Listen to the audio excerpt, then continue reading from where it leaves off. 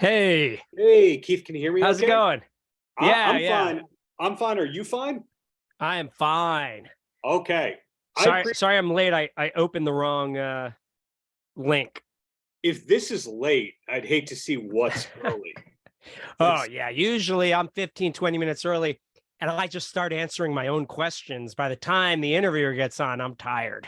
So this actually worked out.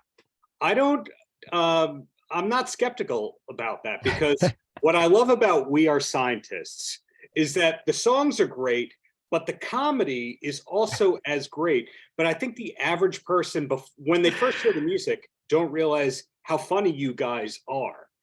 So, can you take the compliments right there, or is that just too much already? I mean, I'm overwhelmed. I might start crying, but yeah, I'll take it. I'll take it.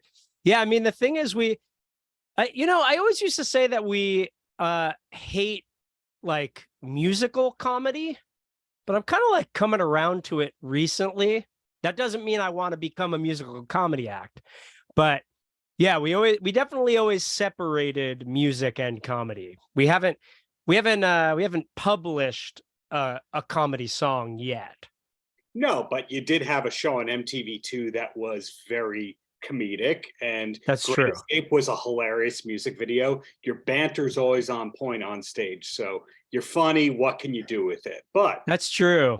Our videos do often undermine the seriousness of the songs they're attached to. well, anyway, you have a new record, and it comes on the heel of another record. When was Lobes finished? With relation to the companion piece prior record. It was finished pretty long after Huffy was. A chunk of the songs on Lobes were written alongside those Huffy songs, Mhm. and initially our intention was only to make one record, but the further we got into sort of like sorting the songs and producing the album, the more we felt like this one group of songs didn't really fit with the other group. So we kind of separated the two early. Unfortunately, we had plenty that were in the mode of Huffy. So which is why Huffy came first. Huffy was sort of ready to go. Hmm. And Lobes, there was just a group of kind of like poppier, more atmospheric, dancey kind of songs. And we were like, well, let's see about like pursuing this vibe a little more and making a Hmm. more cohesive album. Usually our albums are just sort of like a snapshot of the past 2 years of our writing, and we'll just choose, the 10 best songs. But this time we sort of felt like there was identity enough in each of those two halves that it might be cool to make, sort of thematically related records. So Right. that's what we did. That's what you did. Mission accomplished. You actually answered something that I was going to ask later, which is when We Are Scientists has 12 songs on an album, was it paired from 12 songs, or was it, whittled down from 25? Is it always there's more written than makes the record? Sort of the longer we've been going, Hmm. the more songs we tend to have per album. So like our first album, I mean, I guess we technically had more than those 12 songs existing, Right. but because we were only a live band before we made that first record, we considered, the songs that we would play in our 45-minute set at whatever club we played to 7 people, like those were the only songs we had. Anytime a song got cut from the set list, it like no longer existed as a song. So we kind of yeah, when that first record came out, those were like the 12 songs we had.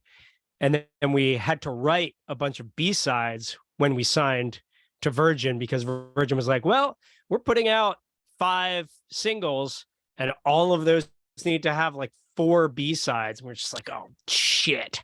Well, it helps with So getting the publishing deal when you have to deliver X number of songs. So it was homework, but hopefully garnered in advance with all that. that's true. And I want to say I lied, but I was just an idiot and I forgot. I think the song Textbook on our first record was actually written to be a B-side, but we finished it before the album got mastered. And we were like, no, this song has to be on the record. So we cut something else and made that poor thing a B-side. Anyway, sorry. I'm getting in the weeds here. I'm already in the weeds. That's the good place to be sometimes. Right. With those early songs, I had the pleasure of interviewing the Moldy Peaches like 6 months or so ago, and they were putting out their original demos, and they were not too embarrassed by them. In your case, how do you feel about those early songs that got cut? Do you hope to never hear or have to play them ever again? Yeah, I mean, I think especially with those songs that immediately preceded the 12 songs that made the record, I think our style was just pretty wildly different. That's also part of why they were shed. Like when we first started out, we were very kind of like West Coast indie rock. Like we were kind of like, our favorite bands were Pavement and Weezer. And we were kind of really in that mode. And then being in New York for 5 years made us scummier and dancier and like, rattier. So yeah, I think I would be embarrassed only because it would sound like us doing Weezer covers. I think it sounds much less like us now than even our first album, which were the very next songs we wrote. Just kind of still sound like what we sound like. Right. So I think it's embarrassing the way it's embarrassing to like show pictures of yourself before you got braces or with acne or whatever. I don't know. Like whatever. It's what we were. It's what we were. There's no reason to be embarrassed by it, but you look a little dorky. Yeah, I don't want to hear the interviews that I did when I was 17 and 18 years old. Those were abysmal. Now, what's really funny is that I'd mainly be embarrassed because we were such bad producers at that point that our demos are like just sonically unlistenable. They sound so unbelievably bad. It's wild. I can't believe what tin ears we had like 20 years ago. We just did not know how to record. Another thing that fascinates me about your band is that you're on that short list of New York bands who are really European bands. By that, I mean, you play the bigger venues in Europe where you're like a festival headliner. And then here it's like, oh, do we want to play a small gig to 1,000 people? Right. It's basically you guys, Not a Surf, the Fun-Loving Criminals, the Lemon Twigs, that whole thing. When did you kind of realize that Europe was the saving grace of the band? And I mean that as entirely a compliment. I mean, we realized that essentially immediately, like before even our first record came out. Like our very first booking agent was in the UK. Our first radio play was the good demos for With Love and Squalor, where we did 5 songs with Ariel, who produced With Love and Squalor. So now it'd be hard to get Ariel on the phone. It is pretty hard to get Ariel on the phone. Whereas when you worked with Ariel, the word is that EMI, Virgin went, no, you can't use an unknown guy like that. And now everyone's dying to work with Ariel. So yeah, we essentially we made the record ourselves with Ariel and essentially licensed or sold it to EMI, right? And put it in our contract that if we wanted to, they had to let us use Ariel on our second record. And I think they didn't think in a million years we would ever exercise that clause. Like, I think they would have been like, oh, we're going to pay for Alan Moulder. You're going to pay for Alan Moulder. We are scientists. And we're like, nah, we like Ariel better than Alan Moulder. Yeah, it was a bone of contention, but they eventually, long after we stopped working with EMI started liking Ariel a lot. Unfortunately, we had to fight the Ariel fight. But he's amazing. He's still my favorite producer in the world.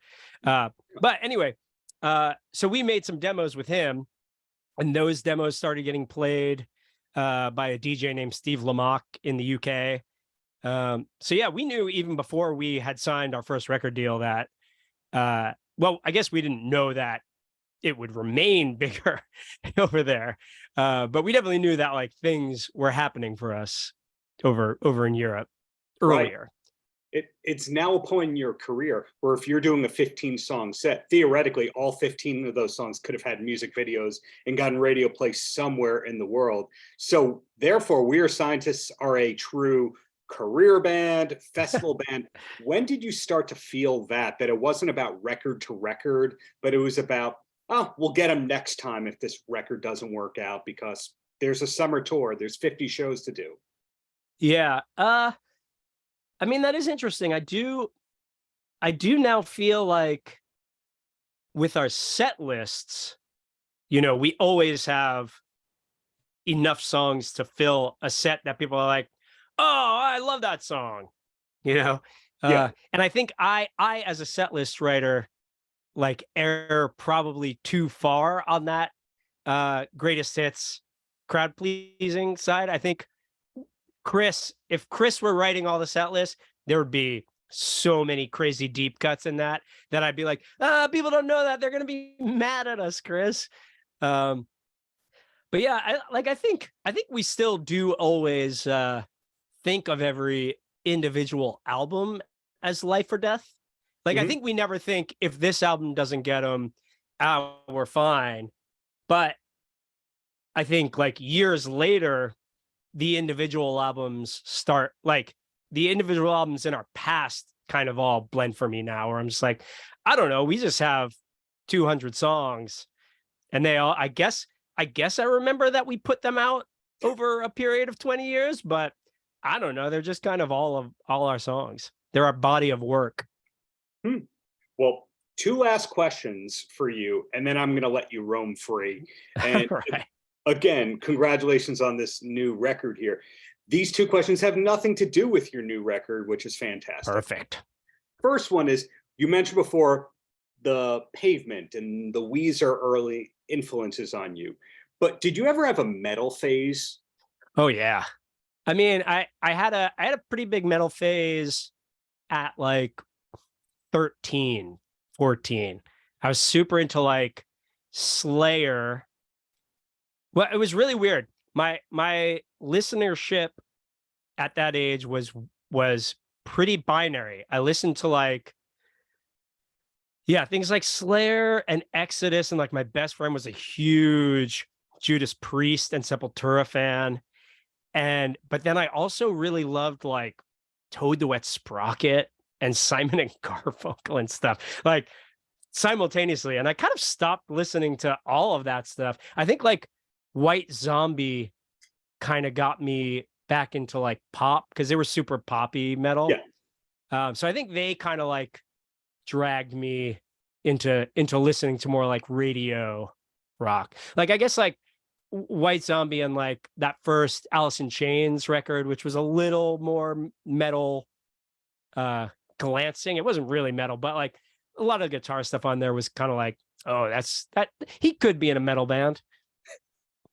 It's kind of funny when you go through history and you realize that Alice in Chains opened for Poison, but Alice in Chains doesn't want anyone to know that. It wants everyone to know that. Huh. That's really interesting because my sister just the other day sent me a text asking who we saw Alice in Chains play with. And I said, I don't think I ever saw Alice in Chains, but now I'm wondering if I saw them open for Poison. That was in 91, I do believe. Whoa. I wonder if I saw Alice in Chains before I even knew who Alice in Chains were.